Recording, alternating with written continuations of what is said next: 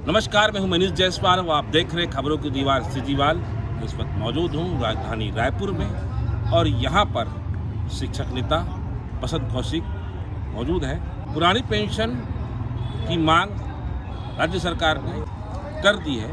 पुरानी पेंशन की योजना लागू हो गई है, लेकिन इसमें तरह तरह की आशंकाएं हैं, सवाल हैं। आइए इस विषय पर चर्चा करते हैं इनसे। तो बताइए, पुरानी पेंशन को लेकर क्या क्या आशंकाएं हैं? सबसे पहले तो जायसवाल भैया जी, मैं ये कहना चाहूँगा कि पुरानी पेंशन बहाली के लिए मैं प्रदेश के मुख्यमंत्री सम्माननीय बघेल जी को हार्दिक बधाई और शुभकामनाएं देना चाहता हूं और धन्यवाद देना चाहता हूं कि इस साहसिक और ऐतिहासिक जो फैसला था उनको उन्होंने लिया और छत्तीसगढ़ के कर्मचारियों को उनकी आने वाले जीवन को सुरक्षित किया, बुढ़ापे को सहारा दिया। इसके लिए मैं पुनः आभार व्यक्त करता हूं।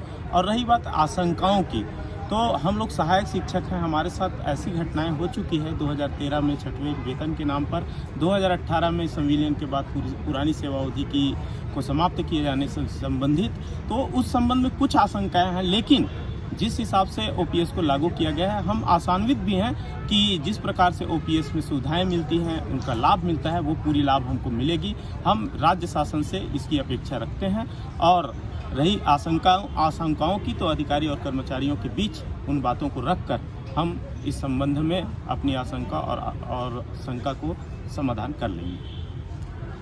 आप लोग शिक्षक वर्ग से आते हैं। 1998 से ये शिक्षकों की नियुक्ति होती जा रही है और क्रमबद्ध चालू है। तो जो शिक्षक 1998 से है वो तो 2, 4, 5 साल 10 साल बाद रिटायर हो जाएंगे, तो उनको क्या लाभ मिलेगा इसका? अब ये राज्य शासन के तरफ से अभी तक के कोई आदेश के रूप में कोई चीज़ जारी नहीं किया गया है। और मैं ये सोचता हूँ कि राज्य शासन ने जो फैसला लिया है, ये समस्याएं केवल शिक्षा विभाग के लिए है। अन्य विभाग में तो कर्मचारी नियमित रूप से उनकी जो नियुक्ति हुई है, अगर शिक्षा विभाग में इस प्रकार की स्थिति है कि 98 वाले को क्या मिलेगा, तो मैं समझता हूं कि इस संबंध में राज्य शासन के पास उन सभी के लिए पुख्ता चीज़ें होंगी और उनको लाभ देने का पूरी मंशा होगी। तो निश्चित तौर पर वो स्वागत योग्य है और उनको पुरानी पेंशन की तरह पूरी वेतन की 50% जो राशि है वो मिलनी चाहिए। मतलब ये भी उम्मीद कर रहे हैं कि कोई डेलीगेशन बुलाया जाए सभी कर्मचारी संगठनों का। अब इसके संबंध में राज्य शासन को लगेगा तो निश्चित रूप से वो कर्मचारियों के बीच अपनी बात को रखेंगे या डेलीगेशन बुलाएंगे। और हम लोग कर्मचारी संगठन से हैं, तो निश्चित रूप से इस संबंध में हम अधिकारी और अधिकारियों के बीच अपनी बात रखेंगे और उनसे अपनी जो जिज्ञासा है, जो शंकाएं हैं, उनका समाधान जरूर करेंगे।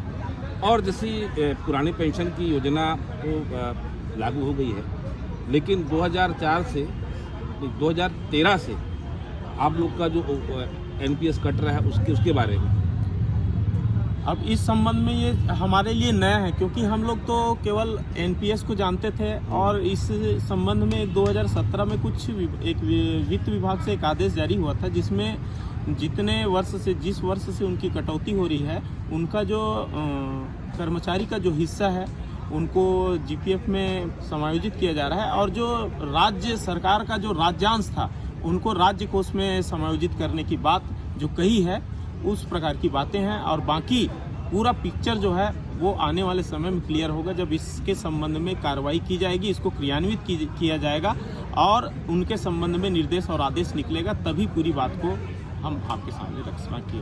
तो सरकार को भरोसे में लेना चाहिए, यही बिल्कुल। सबसे पहले मैं आपके चैनल के माध्यम से माननीय भूपेश बघेल जी को इसके लिए बहुत बहुत धन्यवाद ज्ञापित करूंगा।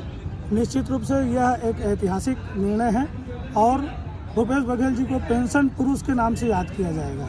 हम आपके चैनल के माध्यम से यह डिमांड भी करते हैं कि जो शंकाएं हमारे मन में हैं वो निराधार साबित होंगी और हमको वो सभी चीज़ों का लाभ दिया जाएगा जो अभी तक ओल्ड पेंशन में मिल रहा है। चाहे 2 वर्ष बचा हो किसी का या 4 वर्ष बचा हो, सबको उनके वेतन का आधा हिस्सा पेंशन के रूप में अवश्य मिलेगा, ऐसा हमको उम्मीद है।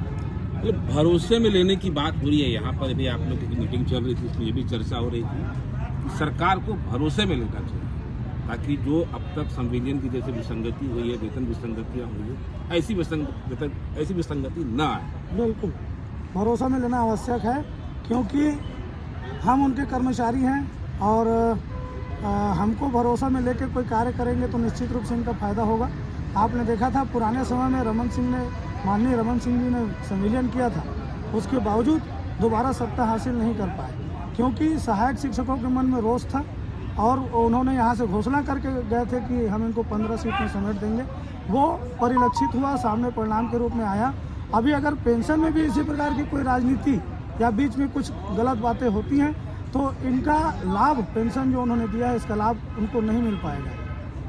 कुछ एकाध तकनीकी बातें बताइए जो हमारे चैनल के माध्यम से, हमारे खबरों के माध्यम से सरकार तक पहुँचे पेंशन को लेकर। इस संबंध में तकनीकी बातें जो अभी तक के ज्ञात हुआ है कि 33 वर्ष की सेवा अवधि की बातें जो है वो चल रही है, लेकिन इस पर भी हम लोग अभी पूर्ण रूप से मतलब आश्वस्त नहीं है या पूर्ण रूप से उस पर आशंकित नहीं है।